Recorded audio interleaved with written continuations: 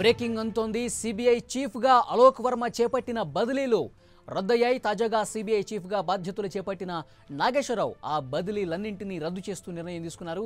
CBI చీఫ్గా నాగేశ్వరరావు ఇవాళే బాధ్యతలు చేపట్టారు. పూర్తి డీటెయిల్స్ తెలుసుకుందాం. ఢిల్లీ నుంచి మా ప్రతినిధి గోపీకృష్ణ ఫోన్ లైన్లో సిద్ధంగా ఉన్నారు.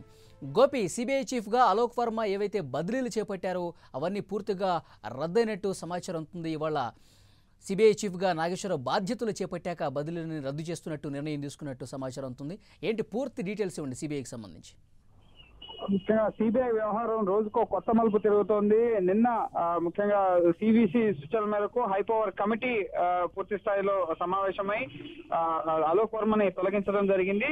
అలోక్ వర్మని తొలగించిన తర్వాత తిరిగి మన్నెం నాగేశ్వరరావుని బాధ్యతల్లో నియమించడం జరిగింది. ఈ రోజు బాధ్యతలు చేపట్టిన తర్వాత ముఖ్యంగా అలోక్ వర్మ గతంలో ఏవైతే బదిలీలను రద్దు చేశారో రద్దు చేసిన బదిలీలను కొనసాగిస్తూ మరోసారి మన్నెం నాగేశ్వరరావు నిర్ణయం తీసుకోవడం జరిగింది.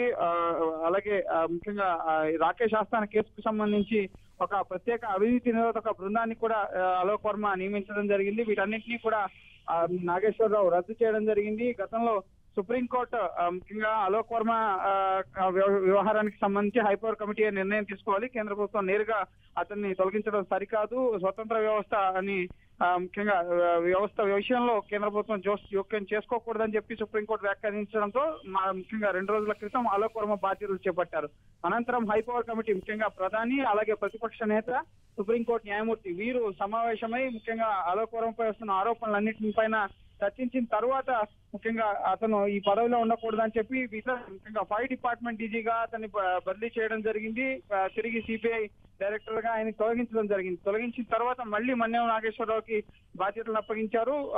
మరోపక్క ఇటు కోర్టులో కూడా ఢిల్లీ హైకోర్టుకి రాకేష్ ఆస్థానా అలాగే దేవేందర్ డిప్యూటీ ఎస్పీ కూడా ముఖ్యంగా తమపై వేసిన ఎఫ్ఐఆర్ ఛార్జ్ షీట్ ని కొట్టివేయాలని చెప్పి హైకోర్టును ఆశ్రయించారు. అయితే ఈ పిటిషన్ ని హైకోర్టు తోసిపుచ్చిన పరిస్థితి ఉంది. ఓవరాల్ గా సిబిఐ వ్యవహారం అనేది ముఖ్యంగా స్పెషల్ డైరెక్టర్ అలాగే స్పెషల్ డైరెక్టర్ రాకేష్ ఆస్థానా అలాగే ఇప్పటివరకు డైరెక్టర్ గా కొనసాగిన అలోక్ వర్మ వ్యవహారానికి సంబంధించి ఇంకా సస్పెన్స్ అనేది కొనసాగుతుంది. మళ్ళీ మన్నెం నాగేశ్వరరావు తిరిగి సిబిఐ డైరెక్టర్ గా తాత్కాలిక డైరెక్టర్ గా నియమించబడ్డారు. అలాగే అలోక్ వర్మ తీసుకున్న నిర్ణయాలన్నింటినీ కూడా ముఖ్యంగా రద్దు చేయడం జరిగింది. తిరిగి ఈ కేసుకు సంబంధించిన విచారణ అనేది కొనసాగిపోతోంది. అలోక్ వర్మ అలాగే రాకేష్ ఆస్థానా వీరిద్దరు కూడా కోర్టులను ఆశ్రయించినప్పటికీ కూడా తిరిగి ఏదైతే ప్రొసీజర్ ప్రకారం సిబిఐ వీరిద్దరిపై వచ్చిన అవినీతి ఆరోపణలకు సంబంధించి ఏదైతే ప్రొసీజర్ ఉంటుందో ఆ ప్రొసీజర్ ప్రకారమే ముఖ్యంగా సిబిఐ వ్యవహరించబోతోంది. మన్నెం నాగేశ్వరరావు ఇతర అధికారులను నియమించి వీరిద్దరికి సంబంధించి వచ్చిన ఆరోపణలపైన విచారణ చేసే అవకాశం అయితే కనిపిస్తుంది. ఇటు కోర్టుల పరిధిలో కూడా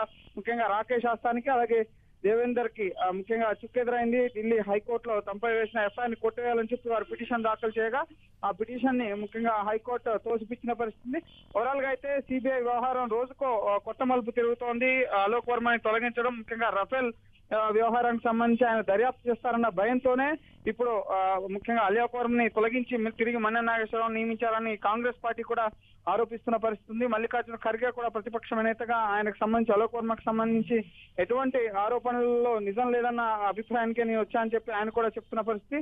ఒక పక్క రాజకీయంగా మరో పక్క ప్రొసీజర్ ప్రకారంగా సిబిసి నివేదిక ఆధారంగా ఆయన తొలగించాలని చెప్తున్న కోణంలో తిరిగి మళ్ళీ మన్నెం నాగేశ్వరరావు బాధ్యతలు చేపట్టడం జరిగింది. అలాగే ఈ ముఖ్యంగా అలోక్ వర్మ తీసుకున్న నిర్ణయాలన్నింటినీ కూడా ఆయన రద్దు చేయడం జరిగింది.